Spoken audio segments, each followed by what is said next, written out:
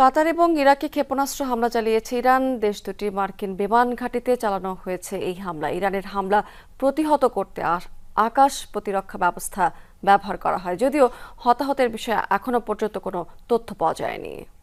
প্রাণ সসের মাখামাখি টেস্ট নুডলসকে করে তোলে আরো ইয়ামি আরো জোস। প্রাণ সসের একের পর এক মিসাইল হামলায় এভাবেই কেঁপে ওঠে কাতারের রাজধানী দোহা। রাতের আকাশে দেখা যায় ইরানের ছোড়া মিসাইল প্রতিহত করছে আকাশ প্রতিরক্ষা ব্যবস্থা। শোনা যায় ক্ষেপণাস্ত্র বিস্ফোরণের বিকট আওয়াজ।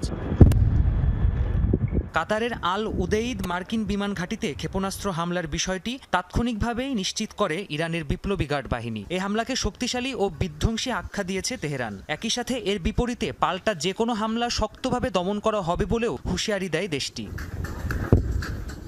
ইরানের এ হামলার কঠোর নিন্দা জানিয়েছে কাতার। দেশটির পররাষ্ট্র মন্ত্রণালয়ের মুখপাত্র মাজিদ আল আনসারি এ হামলাকে দেশটির সার্বভৌমত্বের প্রতি আঘাত বলে আখ্যা দেয়। কাতারের পাশাপাশি এ হামলার নিন্দা জানিয়েছে সৌদি আরবও। তবে বন্ধুপ্রতিম দেশ কাতারের বিরুদ্ধে হামলা চালানো হয়নি বলে জানিয়েছে ইরান।